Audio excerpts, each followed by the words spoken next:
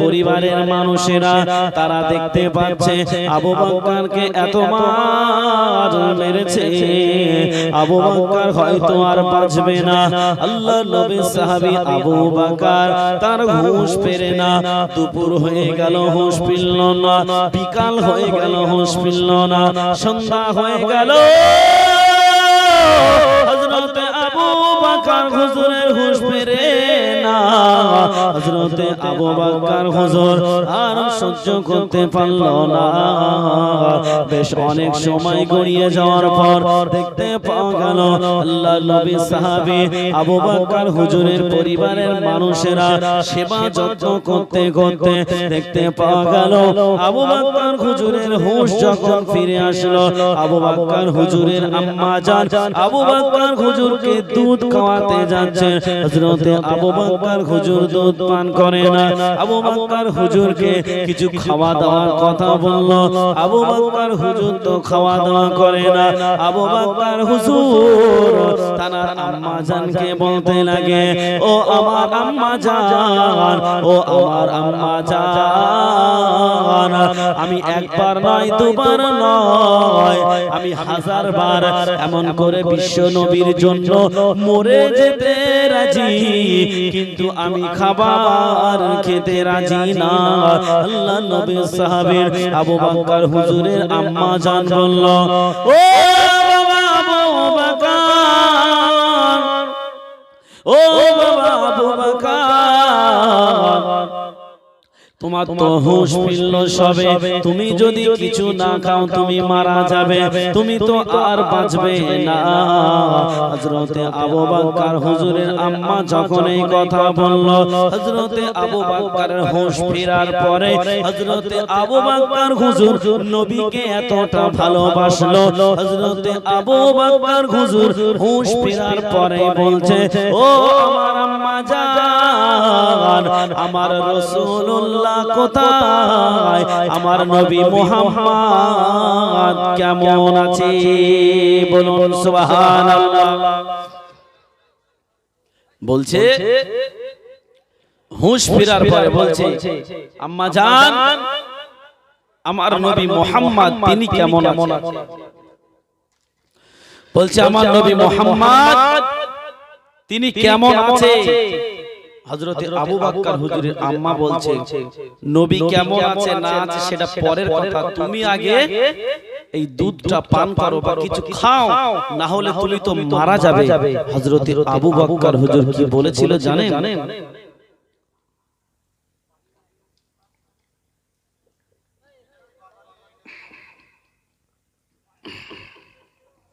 হযরতে আবু বকর হুজুর ওই সময় ওনার আম্মা জানকে বলল, আম্মা জান, আমি মরে যেতে যাচ্ছি, কিন্তু আমার নবীকে যতক্ষণ পর্যন্ত আমি না দেখব, আমি এক মুহূর্তের জন্য আমি একটা ভাতের দানা আমি গালে তুলব না। জোরে বলুন সুবহানাল্লাহ। হুঁশ ফেরেনি সারা দিন, কিন্তু আবু বকর হুজুর যখনই হুঁশ ফিরল বলছে, আম্মা জান, আমার নবী কোথায়, আমার নবী কেমন আছে? আম্মা জানকে বলল, আম্মা জান, আমার নবীর কাছে তুমি নিয়ে চলো, যদি নবীর কাছে না নিয়ে যাও, নবীকে যতক্ষণ পর্যন্ত আমি না দেখব, আমি একটা ভাতের দানাও গালে তুলব না। আল্লাহ নবী সাহাবী আবু বকর হুজুর আম্মা জানকে বলল, আমার আম্মা জান, আমি যদি আমার নবীকে না দেখতে পাই, আমি আবু বকর আল্লাহর নবীর শপথ নিয়ে বলছি, আমার নবীকে না দেখা পর্যন্ত আমি আবু বকর এক ফোঁটা পানিও খাবো না। আল্লাহর নবীর সাহাবী আবু বকরের আম্মা জান বলল, ও বাবা আবু বকর, আমি তো নবীর কোথায় পাবো কোনো ঠিকানা জানি না। আল্লাহ নবী সাহাবী আবু বকর বলতে লাগলো, ও আমার আম্মা জান, ও আমার আম্মা জান, উমরের বোন যার নাম হলো ফাতেমা, তার বাড়িটা হলো অমুক জায়গায়। ওই ফাতেমাকে গিয়ে জিজ্ঞাসা করবে আল্লাহ নবীর ঠিকানা কোথায়। ওই ফাতেমা উমরের বোন বলতে পারবে। হযরতে আবু বকর হুজুরের আম্মা জান ঠিকানাটা নিয়ে গুটি গুটি পায় আল্লাহ নবী সাহাবী হযরতে উমরের বোনের বাড়িতে চলে গেল। হযরতে উমরের বোনকে বলতে লাগে, ও আল্লাহ নবী সাহাবী উমরের বোন ফাতেমা, নবী মুহাম্মদ কোথায়, নবী মুহাম্মদ কোথায়? তুমি কি আবু বকরকে চেনো? আল্লাহ নবী সাহাবী আবু বকরের বোন ফাতেমা তিনি মনে করছে মনে হয় এই মহিলাটা হয়তো কোনো গোয়েন্দা হবে। আগে তো ইসলাম প্রচার হতো গোপনে গোপনে, কেউ যদি মুসলমান হতো মানুষের সম্মুখে প্রকাশ করতেন না। ফাতেমা মনে করলো মনে হয় এটা কোন গোয়েন্দা মারফত কোন একটা মহিলা হবে, ওই জন্য তিনি পরিচয়টা গোপন রাখলো। হযরতে ওমরের আম্মা জান বলল, হযরতে আবু বকরের আম্মা জান বলল, তুমি কি আবু বকরকে চেনো? আবু বকরকে চেনার পরেও বলল, আমি আবু বকরকে চিনি না। হযরতে আবু বকরের আম্মা জান বলল, আমার সঙ্গে তুমি পরিচয় ওপেন করতে পারো। আবু বকর হলো আমার ছেলে।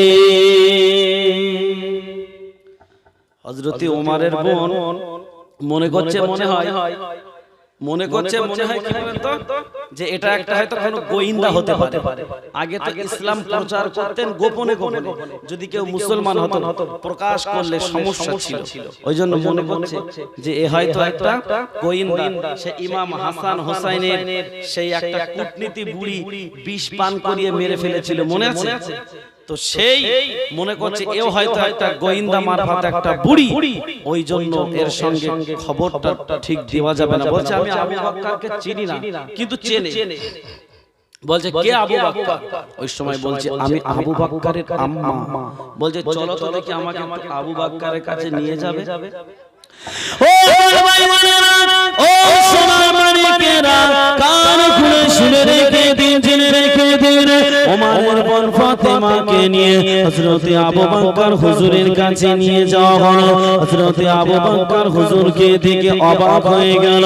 হযরতে আবু বকর হুজুরের মুখটা ফুলে গেছে, শরীর দিয়ে দাঁত করে রক্ত বার হচ্ছে। আল্লাহর নবী সাহাবী আবু বকরকে এত মার মেরেছে, হযরতে আবু বকর হুজুরের এমনি হযরতে আবু বকর হুজুরকে কি দিয়ে মেরেছিল জানলে অবাক হয়ে যাবে। যে পায়ে যে কাঠের খড়ম থাকে, ওই কাঠের খড়ম দিয়ে, কাঠের জুতা দিয়ে হযরতে আবু বকর হুজুরের মুখে আঘাত করেছে। হযরতে আবু বকর হুজুরের মুখ ফেটে ফিনকি দিয়ে রক্ত বার হচ্ছে। ওমরের বোন ফাতেমা দেখে অবাক হয়ে গেল। হযরতে ওমরের বোন বলল, ও ভাই আবু বকর, ভাই আবু বকর, তুমি কিছু খেয়ে নাও, না হলে তুমি বাঁচবে না। ওই সময় আবু বকর হুজুর বলছে, না না না, আমি কিছুই খাবো না, আগে বলো আমার নবী কেমন আছে।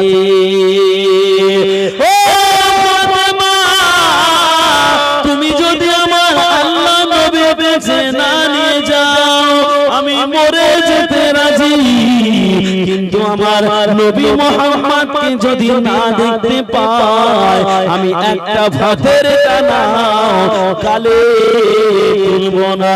আল্লাহর নবী সাহাবী আবু বকরকে ধরে, আল্লাহর নবী সাহাবী আবু বকরকে ধরে ওই রাতে গুটি গুটি পায় আল্লাহর নবীর কাছে নিয়ে যাওয়া হলো। আল্লাহর নবীর কাছে নিয়ে গিয়ে আল্লাহর নবীকে বলতে লাগে, ইয়া রাসূলুল্লাহ, হে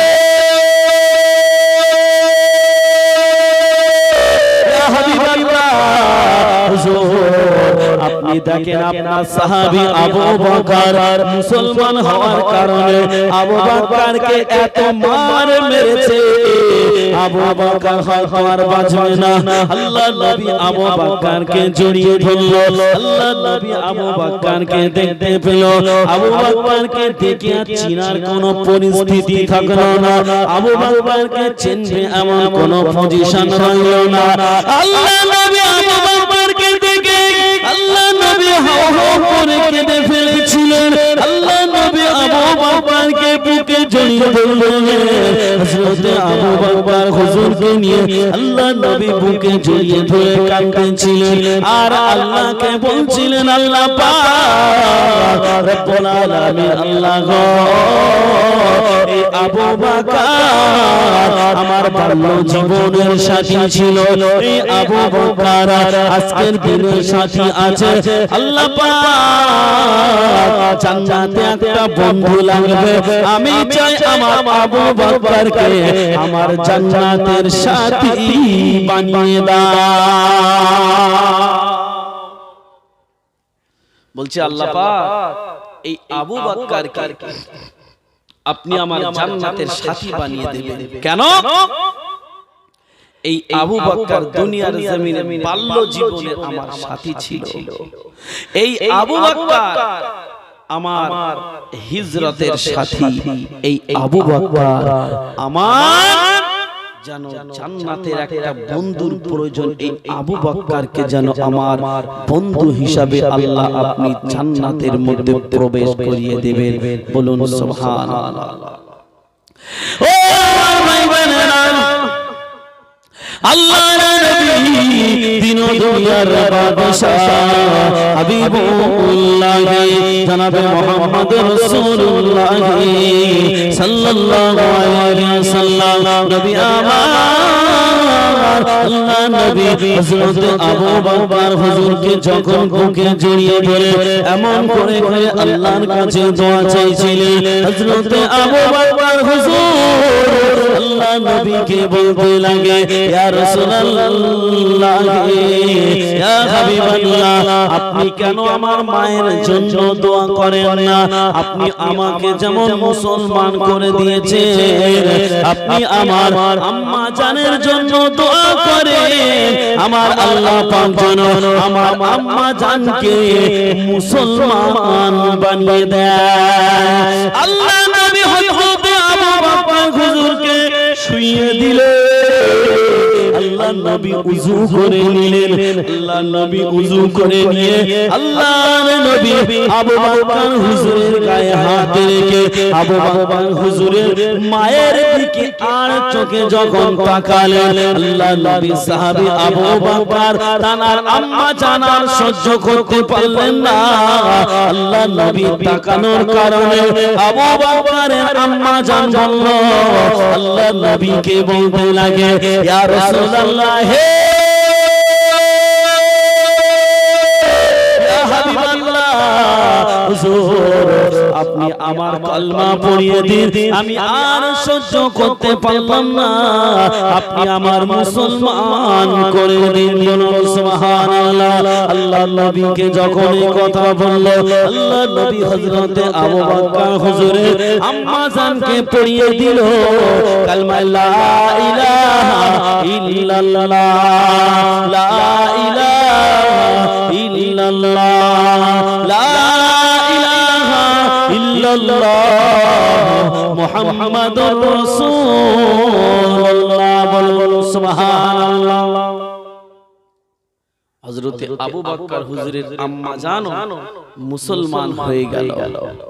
সেই আবু বকর নবীকে এতটা ভালোবেসেছেন, এতটা মহব্বত করেছেন, শুনলে আপনারা কল্পনা করতে পারবেন না, অবাক হয়ে যাবেন।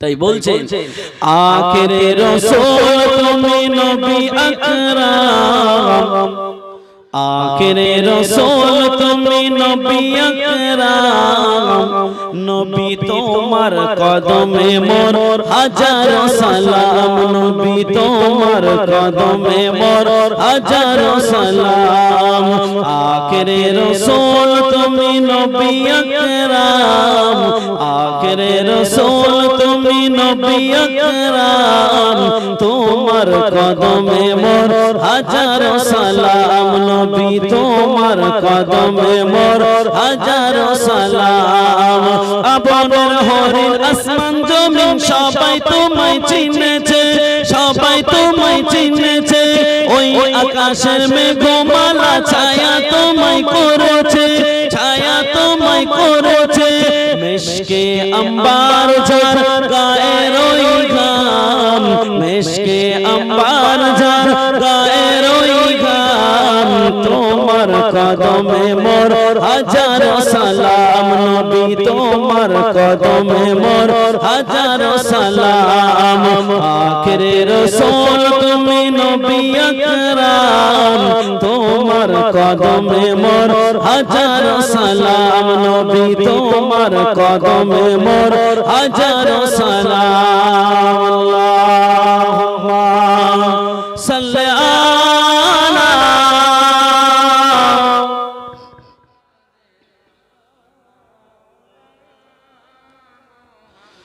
وعلى آل سيدنا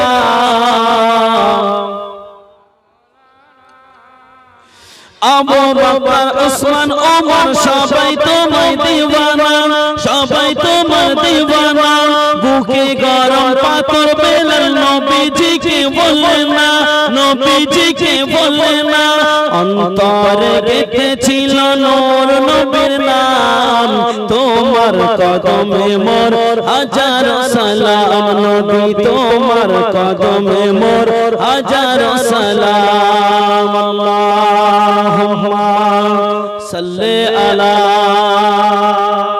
ওইজন্য হযরত আবু বকর হুজুরের সম্পর্কে আলোচনা রাখছি আপনাদের অসুবিধা হচ্ছে না হ্যাঁ হযরত আবু বকর হুজুর আল্লাহর নবীকে কেমন ভালোবাসতো শুনেন আল্লাহর নবী একদিন আবু বকরকে ডাকলো ও বাবা আবু বকর এই মক্কার জমিনে আমাদের আর বেশি দিন থাকা হবে না কারণ এই মক্কা ছেড়ে আমাদের মদিনায় হিজরত করতে হবে এই কথাটা যেন তুমি খবরদার ভুলে যেও না আল্লাহ নবী দিন দুনিয়ার বাদশা হাবিবুল্লাহ জনাবে মুহাম্মদ রাসূলুল্লাহ সাল্লাল্লাহু আলাইহি ওয়াসাল্লাম নবী আমার আল্লাহ নবী একদিন আবু বকর হুজুরকে ডাকলো ও বাবা আবু বকর ও বাবা আবু বকর এই মক্কার জমিনে বেশি দিন থাকা হবে না মক্কা ছেড়ে আমাদের মদিনায় হিজরত করতে হবে আল্লাহর নবী হযরতে আবু বকরকে এই কথাটা বলল আর আল্লাহর নবী তার সাথে আরো বলল ও বাবা আবু বকর এই হিজরত করতে হবে মক্কা থেকে মদিনায় এই কথাটা যেন ভুলে যেও না হযরত আবু বকর হুজুরকে এই কথাটা বলল আর ভালো করে এটাও বলে দিল এই কথাটা মনে রেখে দিও খবরদার জানো এই কথাটা তুমি ভুলে যেও না নবীকে কতটা ভালোবাসে একটু শুনি দেখেন আমরা নবীকে কতটা ভালোবাসি সেটাও একটু প্রমাণ করার দরকার আছে ও আল্লাহ নবী দিন দুনিয়ার বাদশা হাবিবুল্লাহ জনাবে মুহাম্মদ রাসূলুল্লাহ সাল্লাল্লাহু আলাইহি ওয়াসাল্লাম নবী আমার হযরত আবু বকর হুজুরকে যখন বলল ও বাবা আবু বকর মক্কা থেকে মদিনায় হিজরত করতে হবে এই কথাটা খবরদার যেন ভুলে যেও না আল্লাহ নবী যখন এই কথা বলল হযরত আবু বকর হুজুর কবে হিজরত করবে না করবে হযরত আবু বকর হুজুর আল্লাহ নবী বলার সঙ্গে সঙ্গে বাড়িতে চলে গেল। বাড়িতে চলে গিয়ে হিজরত করতে হবে মনে করে হযরতে আবু বকর হুজুর নিজের সামানপত্রগুলো গুছিয়ে নিল, পোটলাখানা গুছিয়ে নিয়ে মাথায় করে দাঁড়িয়ে আছে। আল্লাহ নবীর ইন্তজার মশগুলে দাঁড়িয়ে আছে। এমন করে করে দেখা গেল একদিন পার হয়ে যায়, দুদিন পার হয়ে যায়, এক মাস পার হয়ে যায়, 2 মাস পার হয়ে যায়। হযরতে আবু বকর আল্লাহ নবীর এই কথাটা ভোলে না। জোরে হবে না সুবহানাল্লাহ। হযরতে আবু বকর হুজুর আল্লাহ নবীর এই কথাটা ভোলে না। ও আমার ভাইরা, আল্লাহ নবী দুনিয়ার বাদশা হাবিবুল্লাহ জনাবে মুহাম্মদ রাসূলুল্লাহ সাল্লাল্লাহু আলাইহি ওয়াসাল্লাম আমার নবীকে মেরে দেবে, আমার নবীকে বেঈমানেরা শেষ করে দেবে, আমার নবীকে চিরজনমের মতো মেরে দেবে, আল্লাহ নবীকে মেরে দেবে। দেখতে পাওয়া গেল বাবা নবী আমার 1 তারিখে ঘরের মধ্যে শুয়ে আছে। আল্লাহ নবীকে মেরে দেওয়ার জন্য বেঈমান বেদিনেরা তারা ঘরের চারিপাশে ঘেরাও করে ফেলেছে। আমার নবীকে মেরে দেবে, আমার নবীকে শহীদ করে দেবে। ও আমার ভাইজানেরা, নবী আমার দিন দুনিয়ার বাদশা হাবিবুল্লাহ জনাবে মুহাম্মদ রাসূলুল্লাহ সাল্লাল্লাহু আলাইহি ওয়াসাল্লাম চিন্তায় পড়ে গেল, আমাকে তো আজকে মেরে দেবে। আল্লাহ নবী চিন্তা করলো, আমার আল্লাহ পাক আমার আপনার নবীকে এতটা ভালোবাসে, এতটা মহব্বত করে, আমার আল্লাহ পাক ফেরেশতা জিবরাইলকে ডাক দিল, ও ফেরেশতা জিবরাইল জলদি করে জমিনে চলে যাও, আমার হাবিবকে গিয়ে বলো এই মুহূর্তে হিজরত করতে। আল্লাহ নবীকে ফেরেশতা জিবরাইল এসে সালাম দিচ্ছেন আর আল্লাহ নবীকে বলছে আসসালাতু ওয়াসসালামু আলাইকা ইয়া রাসূলুল্লাহ, ইয়া হাবিবাল্লাহ, আল্লাহ পাক আমাকে পাঠিয়েছে, আল্লাহ পাক আপনাকে এই মুহূর্তে হিজরত করতে বলেছে। আল্লাহ নবী বলছে আমার ঘরের চারিপাশে বেঈমান বেদিনেরা আটকে রেখে দিয়েছে, আমি যদি বার হই আমাকে মেরে দেবে। আমি কেমন করে তাদের চোখের আড়াল করে পালাবো? আল্লাহ নবীকে আল্লাহ পাক জানিয়ে দিল, ইয়া রাসূলুল্লাহ, ইয়া হাবিবাল্লাহ,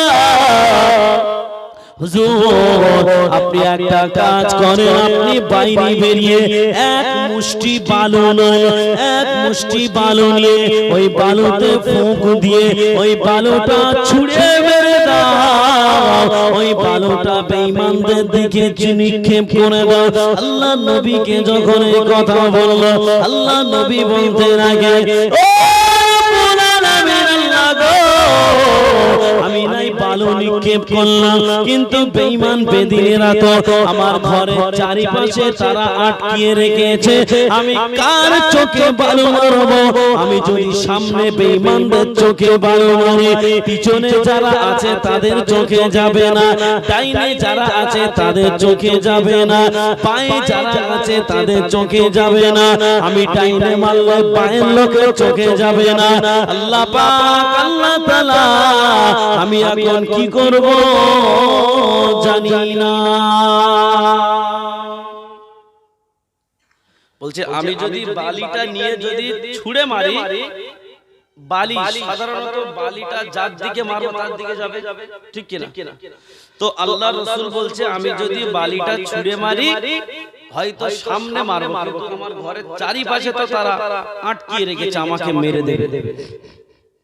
কিন্তু আমি যদি বালিটা পিছনে মারি, সামনে যারা আছে তাদের চোখে যাবে না, ডাইনে মারলে বাঁয়ে যারা আছে তাদের চোখে যাবে না, তাহলে আমি সবারই চোখে কিভাবে বালি মারবো?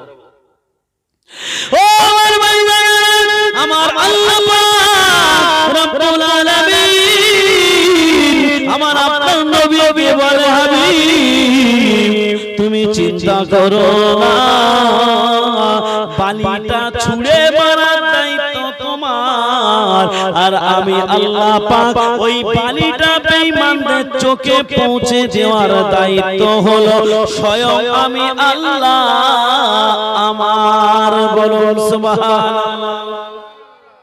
বলছে বালিটা তুমি মারো না, মারার দায়িত্ব তোমার, আর ঘরের চারিপাশে যে সমস্ত বেঈমানেরা আছে তোমাকে শেষ করবে, কতল করবে, তাদের চোখে বালিটা পৌঁছে দেওয়ার দায়িত্ব স্বয়ং আমি আল্লাহ পাক আমার।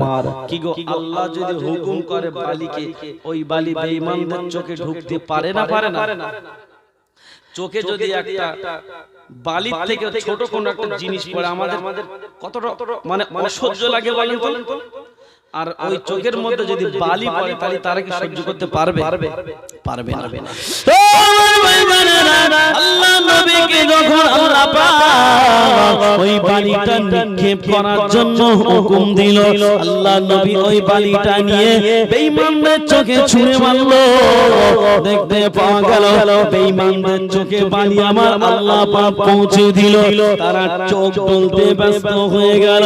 আল্লাহ নবী ওই ফাঁকে বেঈমানদের চোখের আড়াল দিয়ে লুকিয়ে আল্লাহ নবী আবু বকর হুজুরের ঘরের দরওয়াজায় চলে গেল। হযরত আবু বকর হুজুরের ঘরের দরওয়াজায় চলে গেল।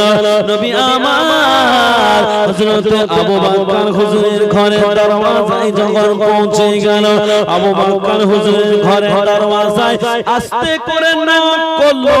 একবার ডাকার সঙ্গে সঙ্গে আল্লাহ নবী সাহাবী আবু বকর দরওয়াজা খুলে দিয়েছিলেন। বলুন সুবহানাল্লাহ। ওই রাত্রিতে যখন চলে গেল আবু বকর হুজুরের কাছে, আবু বকর হুজুর আল্লাহর নবী একবার গিয়ে দরজায় এমন করে নক করলো। আবু বকর বলে ডাকার সঙ্গে সঙ্গে হযরত আবু বকর হুজুর দরওয়াজা খুলে দিয়েছিল।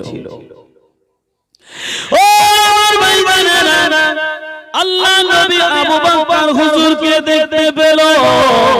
দেখতে পাওয়া গেল বাবা হযরত আবু বকর সামান পত্র গুছিয়ে নিয়ে দাঁড়িয়ে রয়েছে, পুটলা কানা গুছিয়ে নিয়ে দাঁড়িয়ে রয়েছে।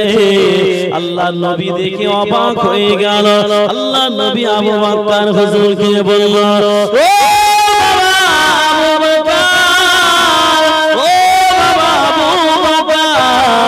আমি রাসূলুল্লাহ আজকে হিজরত করব, তোমাকে খবরটা কে দিয়েছে? তুমি এই খবরটা কেমন করে ফেলে? আল্লাহ নবীকে ওই সময় আবু বকর হুজুর বলতে লাগে, ইয়া রাসূলুল্লাহ, হে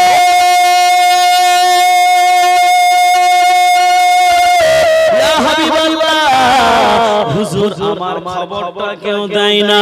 আজ থেকে 6 মাস আগে আপনি আমাকে একদিন বলেছিলেন, ও বাবা আবু বকর, এই মক্কার জমিনে থাকা হবে না, মক্কা ছেড়ে যে কোনো দিন আমাদের মদিনায় হিজরত করতে হবে। ইয়া রাসূলুল্লাহ, ইয়া হাবিবাল্লাহ, আপনি 6 মাস আগে আমাকে বলেছিলেন। আমি সেদিনে বাড়িতে এসে আমি পুটলা খানা গুছিয়ে, আমি সামানপত্র গুছিয়ে, আমি আবু বকর দাঁড়িয়ে আছি, কখন আমার রাসূল আসবে, কখন আমার নবী মুহাম্মদ আসবে, আল্লাহ নবী কখন আমাকে আবু বকর বলে ডাকবে। আর আমি যদি ঘুমিয়ে যাই আর আপনি কষ্ট করে বারবার যদি আবু বকর বলে ডাকেন, আপনি কষ্ট পাবেন। আপনি কষ্ট পেলে আমার আল্লাহ পাক সহ্য করতে পারবে না। ইয়া রাসূলুল্লাহ, ইয়া হাবিবাল্লাহ, আমি আবু বকর সেদিন থেকে 6 মাস আপনার ইন্তজারে না ঘুমিয়ে দাঁড়িয়ে আমি আবু বকর আপনার ইন্তজারে আমি 6 মাস রাত পার করে দিয়েছি। 6 মাস ঘুমায় না। আল্লাহর রাসূল কখন এসে আবু বকর বলে ডাকবে, আর আমি যদি ঘুমিয়ে যাই বিয়াদবি হয়ে যাবে। ওই জন্য আমি যদি ঘুমিয়ে যাই আপনি বারবার ডাকবেন, আপনি কষ্ট পাবেন, আর আপনি কষ্ট পাওয়া মানে স্বয়ং আমার আল্লাহ কষ্ট পাবে। আল্লাহ কিয়ামতের দিনে হয়তো আমাকে বলবে, তোমাকে কি আমি ঘুমাতে পাঠিয়েছিলাম? আমার হাবিব কষ্ট পাচ্ছে। ও ভাই বোনেরা, আল্লাহর নবী আবু বকর হুজুরের কথা শুনে অবাক হয়ে গেল। আমি 6 মাস আগে বলেছি, আর সেদিন থেকে আজ পর্যন্ত 6 মাস আমার সাহাবী আবু বকর 6 মাস ঘুমায় না, পোটলা খানা মাথায় নিয়ে আমার ইন্তজারে দাঁড়িয়ে রয়েছে। আল্লাহ নবী সাল্লাল্লাহু আলাইহি ওয়াসাল্লাম আর আবু বকর হুজুর দুজনেই সেদিনে হিজরত করে চলে গেল। আল্লাহ নবী আবু বকর হুজুরের আল্লাহ পাক এতটা সম্মান দান করেছিলেন। আমার আল্লাহ পাক ওই আবু বকর হুজুরের ইবাদত এতটা গুরুত্ব করেছে, तमाम পৃথিবীর মানুষের ইবাদত, तमाम পৃথিবীর আমল, तमाम পৃথিবীর মানুষের আমল যদি এক পাল্লায় রাখা হয়, আর আল্লাহ নবী সাহাবী আবু বকর হুজুরের আমল যদি অপর পাল্লায় রাখা হয়, तमाम পৃথিবীর মানুষের অপেক্ষাতে আল্লাহ নবী সাহাবী আবু বকরের আমলের পাল্লাটা ভারী হয়ে যাবে। সুবহানাল্লাহ কি বলতে মন চাইছে না? বাড়ি গিয়ে বলবেন। এতগুলো মানুষ সুবহানাল্লাহ বলতে পারছে না, আমি একা গলা ফাটিয়ে আওয়াজ করব? আপনারা তো আমার সঙ্গে একটু সাই দেবেন। হয়তো রাত হয়েছে, ফোনটা দাও। হয়তো রাত অনেক হয়ে গেছে, কিন্তু দুটো নয়, রাত অনেক হয়তো হয়েছে, কিন্তু তাই বলে সুবহানাল্লাহ বলা যাবে না? যখন রাত যত গভীর হয়, রাত যত গভীর হয়, আল্লাহর রহমতের দরওয়াজা তত ওপেন হয়। বলুন সুবহানাল্লাহ। ও আল্লাহর নবী একদিন আবু বকর হুজুর, আল্লাহ নবী সাহাবী আবু বকর হুজুর আর ওমর ফারুক, আল্লাহ নবী সাহাবী ওমর আর আবু বকর দুজনে একদিন কথোপকথন করছিলেন, কথাবার্তা বলছিলেন। দেখতে পাওয়া গেল হযরতে ওমর আল্লাহ নবী সাহাবী আবু বকরকে বলছে, ও ভাই আবু বকর, ও ভাই আবু বকর, আমি তোমাকে একটা কথা বলবো, তুমি কি আমার কথাটা রাখবে? হযরতে আবু বকর হুজুর বলল, কি কথা বলবে তুমি আমায় বলো, আমি তোমার কথাটা মেনে নেব। হযরতে আবু বকর হুজুরকে বলতে লাগলো, ও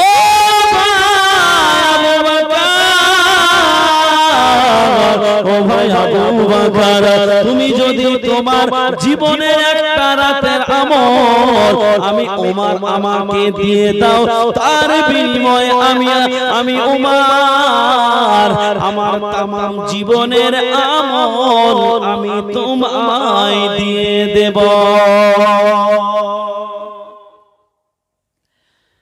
হযরতে উমর কথাটা আবু বকরকে বলছেন যে তোমার যদি একটা রাতের ইবাদত আমাকে দাও, তার বিনিময়ে আমার तमाम জীবনের আমল আমি তোমায় দিয়ে দেব। ভাই আবু বকর, তুমি কি এটা দিতে পারবে না? ও ভাই আল্লাহ নবী সাহাবী আবু বকর বলেছিলেন, ভাই ওমর, তুমি শুনে রেখে দাও, জেনে রেখে দাও, আমার ইবাদতের বিষয়ে, আমার আমলের বিষয়ে আল্লাহ নবী আমার আমলটা পরিশোধ করতে না পারার কারণে আমার রাসূলের পক্ষ থেকে আমার ঋণটা পরিশোধ করার দায়িত্ব স্বয়ং আমার আল্লাহ পাক নিজেই জিম্মা নিয়েছে। বলুন সুবহানাল্লাহ। ও আমি আমার ইবাদতের বিষয় আমি তোমাকে কিছু বলতে পারবো না, আমার এক রাতের ইবাদত আমি তোমায় দিতে পারবো না। এক রাতের ইবাদত চেয়েছে, তার বিনিময়ে গোটা জীবনের ইবাদত দিয়ে দেবে, কিন্তু বলছেন না, আমার এই আমলের বিষয় আল্লাহর রাসূল এই ঋণ পরিশোধ না করার কারণে রাসূলের পক্ষ থেকে স্বয়ং আমার আল্লাহ ঋণ পরিশোধ করার জিম্মাদার নিয়েছে। সুতরাং আমার এক রাতের ইবাদত, এক রাতের আমলও আমি তোমার দিতে পারবো না, পারবো না। এই ইবাদত, এই আমল যদি আমরা না করি কিয়ামতের ময়দানে, আমার চাই প্রথমে উঠে কোরআন শরীফের একটা আয়াত পড়েছিলাম, মনে আছে? আল্লাহ পাক রব্বুল আলামিন বলেছেন আমতাজুল ইয়াওমা আইয়ুহাল মুজরিমুন, মনে নাই? আল্লাহ বলেছিল আমি দুটো লাইনে ভাগ করব, মনে নাই? আল্লাহ পাক বলেছিল দুটো লাইনে ভাগ করা হবে। মহব্বতে দরুদ আল্লাহুম্মা সাল্লি আলা, এতগুলো মানুষ একটু ভক্তি করে পড়েন বাবা।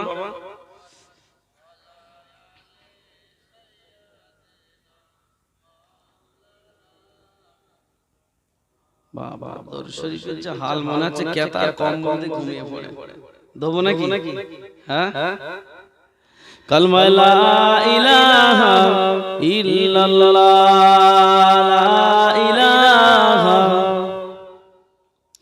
লা ইলাহা ইল্লাল্লাহ মুহাম্মাদুর রাসূলুল্লাহ, আল্লাহুম্মা সাল্লি আলা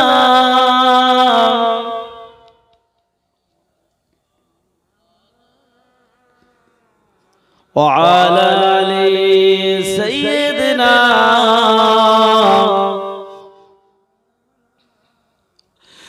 ও শাহে মদিনা, আশিকের বেদনা, ও শাহে মদিনা, আশিকের বেদনা, দিদারে নবী পাক এ দিল যে বোঝে না, ও কাবা বাইতুল্লাহ ও মসজিদে কোবা, ও কাবা বাইতুল্লাহ ও মসজিদে কোবা, দিদারে নবাবী এ দিল যে বোঝে না, যেখানে মুহাম্মদ নবী পাক শুয়ে চুমে নেব আমি কদম ধুলা যেথায়, যেখানে মুহাম্মদ নবী পাক শুয়ে চুমে নেব আমি কদম ধুলা যেথায়, ছুঁয়ে রওজার জালি মিটাবো বাসনা, ছুঁয়ে রওজার জালি মিটাবো বাসনা, দিদারে নবী পাক এ দিল যে বোঝে না, আল্লাহুম্মা সাল্লি আলা।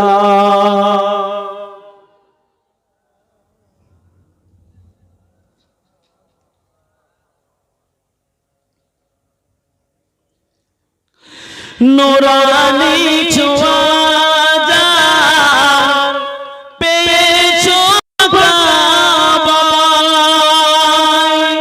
নুরানি ছোঁয়া যার পেয়েছো কাবায়, সেই কাবার কিবলা আমার নবী মুস্তাফা, ধরিব কাবার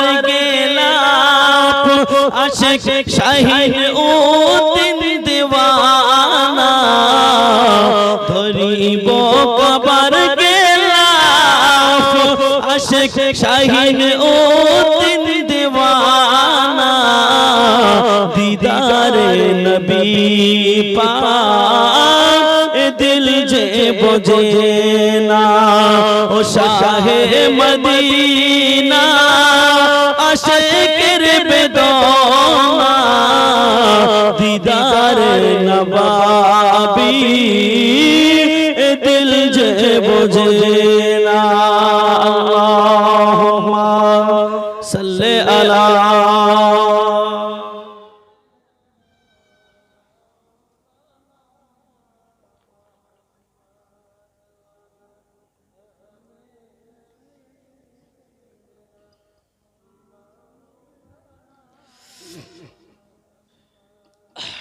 বাবাজি আপনাদেরকে আলোচনা ভালো লাগছে নাকি হ্যাঁ চলবে না বন্ধ করে দেব চলবে ঠিক আছে কই দেখি কে কে চলবে না একটু হাত উঁচু করেন তো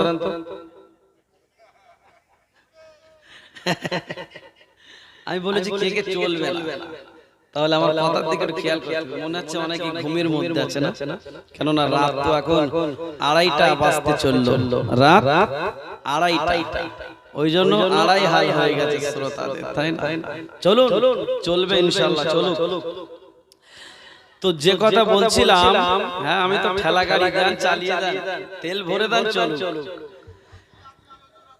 কয়েক